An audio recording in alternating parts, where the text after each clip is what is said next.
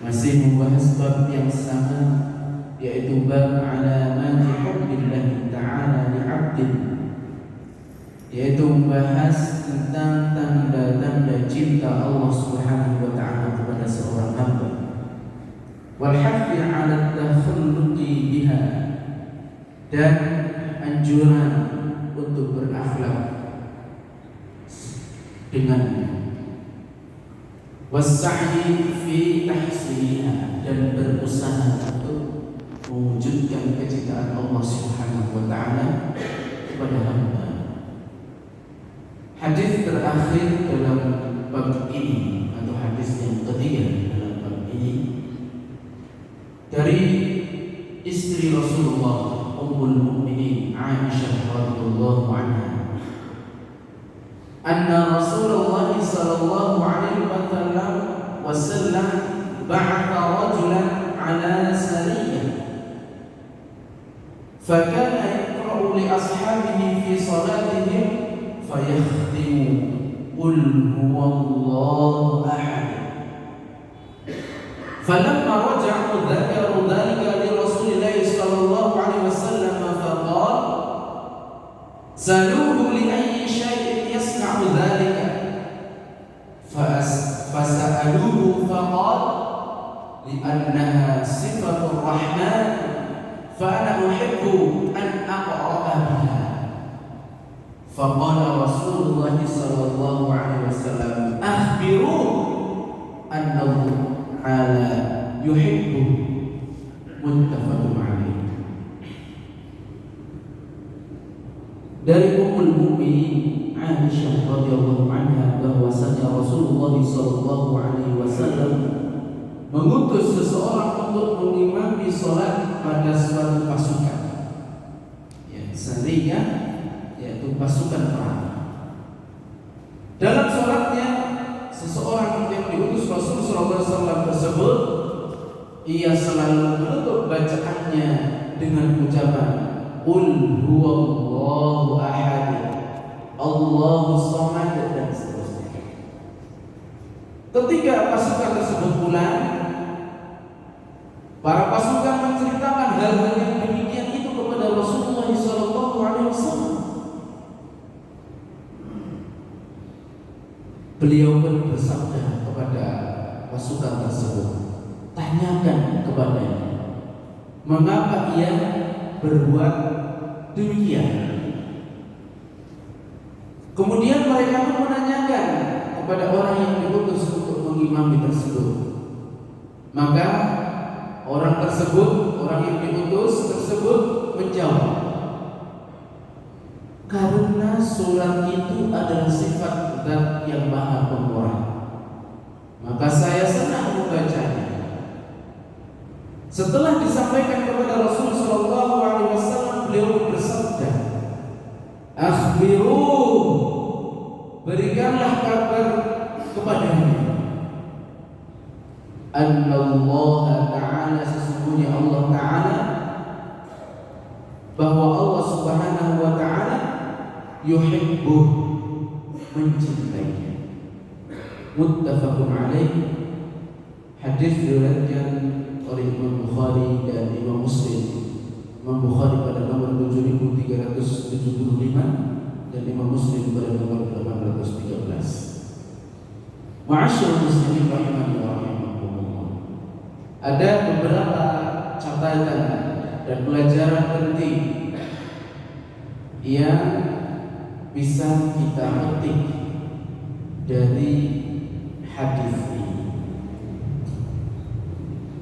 Yang pertama, ma'asyiral muslimin rahimani wa rahimakumullah, adalah keutamaan membaca surat Al-Ikhlas.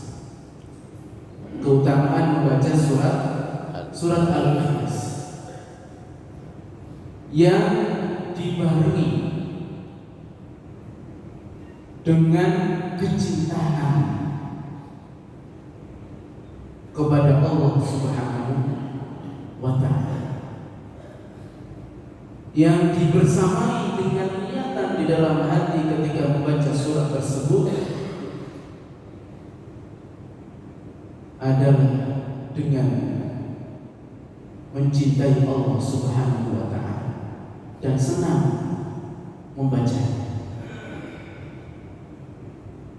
Di antara keutamaan surat Al-Ikhlas yang lainnya, innahu min thuluthil Qur'an. Sesungguhnya ketika kita membaca surat Al-Ikhlas, itu sudah mencakup sepertiga dari Al-Quran. Sepertiga Al-Quran. Sepertiga yang pertama tentang iman, tentang tauhid, dan surat Al-Ikhlas sudah mencakup sepertiga yang pertama tentang keimanan dan ketauhidan.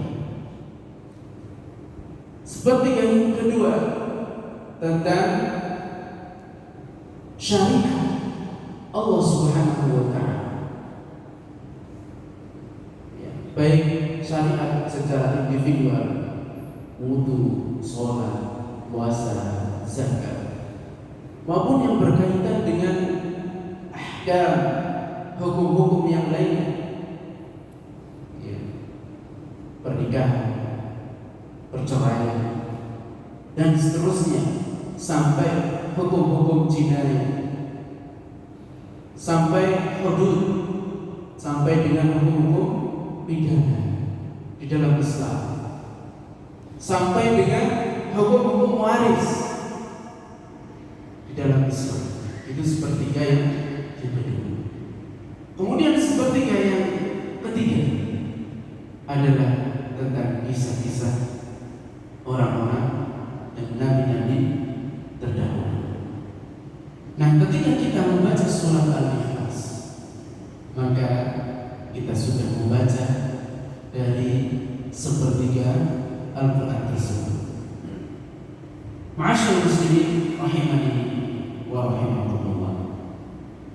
Kemudian pelajaran yang kedua adalah mencintai Allah Subhanahu wa Ta'ala dan mentauhidkan Allah Subhanahu wa Ta'ala, serta menghindarkan diri kita dari perilaku-perilaku kesyirikan. Yang kedua, mencintai Allah Subhanahu wa Ta'ala dan mentauhidkannya, serta menghindari perilaku-perilaku kesyirikan. Itulah dua faedah atau pelajaran yang dapat kita petik dari hadis ini. Semoga bermanfaat bagi diri kita pribadi dan juga para jamaah sekalian. Untuk itu kita niatkan ketika membaca surat Al-Ikhlas dalam sholat, bukan hanya untuk karena Al-Ikhlas itu pendek, tapi karena Al-Ikhlas merupakan surat yang luar biasa, yang menerangkan tentang sepertiga Al-Quran, berisi tentang keimanan dan ketauhidan kita kepada Allah Subhanahu wa Ta'ala, dan sifat-sifat Allah Subhanahu wa Ta'ala yang mulia, serta nama-nama Allah Subhanahu wa Ta'ala yang husna. Demikianlah yang dapat kami sampaikan. Aqulu qawli hadza wa astaghfirullah li wa lakum. Subhanakallahumma wa bihamdika asyhadu an la ilaha illa anta astaghfiruka wa atubu ilaik. Wassalamu alaikum warahmatullahi